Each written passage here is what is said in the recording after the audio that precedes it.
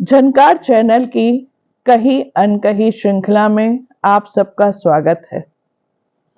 इसके पहले मैंने बच्चों के हाथों में मोबाइल दिए जाने का ढके शब्दों में विरोध किया था, जिसके प्रतिस्वरूप कुछ मुझे उसके जवाब मिले, कुछ कमेंट्स मिले, लेकिन वो कमेंट श्रृंखला में इस चैनल पे ना होकर व्यक्तिगत रूप से मुझे दिए गए। मेरा आपसे अनुरोध है कि मैं इस चैनल में, इस श्रृंखला में जिन मुद्दों को उठाऊं, जिन टॉपिक्स को उठाऊं, उनमें आप पक्ष या प्रतिपक्ष जो भी अपने विचार देना चाहें वे इस श्रृंखला के कमेंट्स पर लिख कर दें। आप सबका स्वागत है। इस बार मैं जिन विषय को उठा रही हूं वह विषय है, आज के समय में विद्यार्थी इतना इनडिसिप्लिन, अनुशासनहीन क्यों होता जा रहा है। मेरे विचार में इसके दो प्रमुख कारण हैं।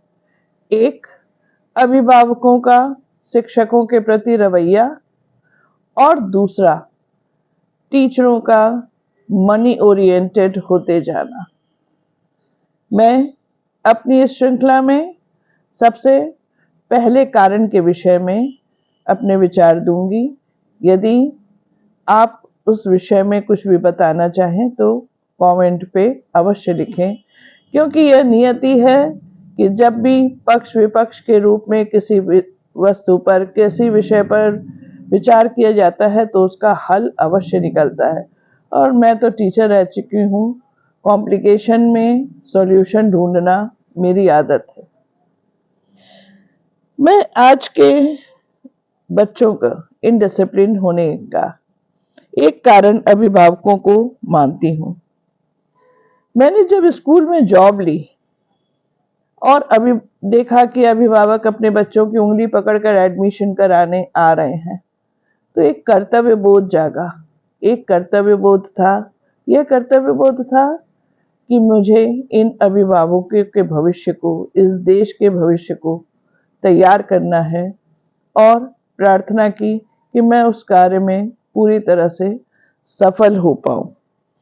किंतु मुझे धीरे धीरे यह अनुभव होने लगा, ये पता लगने लगा कि पेरेंट्स आपकी इज्जत विद्यालय में आपकी पहुंच के अनुसार करते हैं। एलकेजी से जैसे ही बच्चा पास होकर बड़ी क्लास में पहुंचता है, एलकेजी की टीचर को विश करना वे उचित नहीं समझते। धीरे धीरे बच्चा भी इसी बात को फॉलो करता है।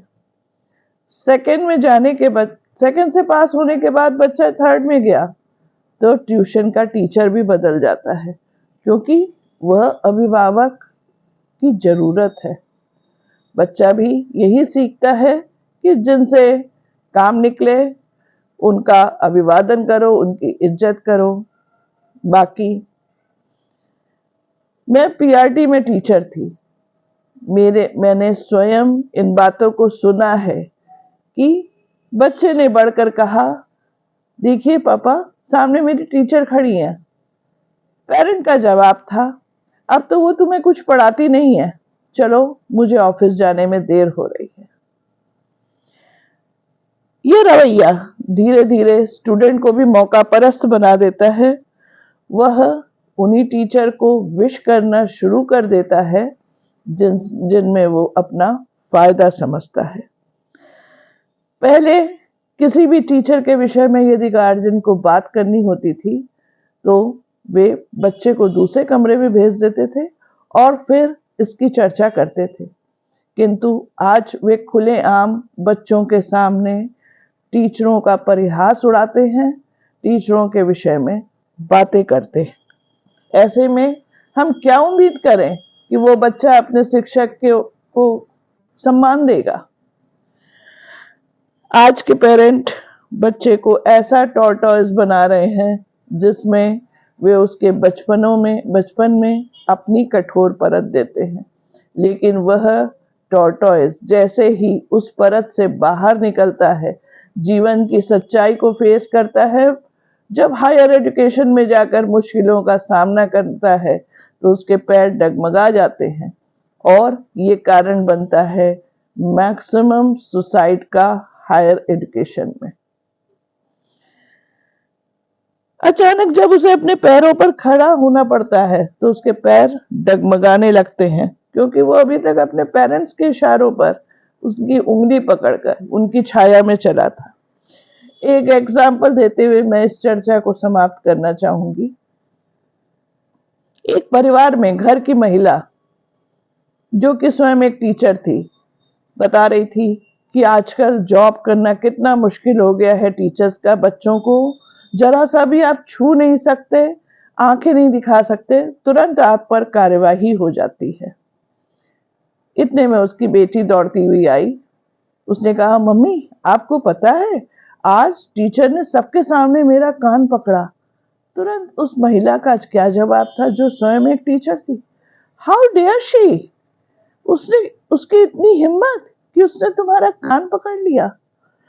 अब आप ये बताएं, यहां उसमें पहले बोलने वाली टीचर सही है या उस पर हावी उसकी मां? जवाब की उम्मीद रखूंगी और दूसरे कारण के संग अगली श्रृंखला में फिर से प्रस्तुत होंगी। नमस्कार।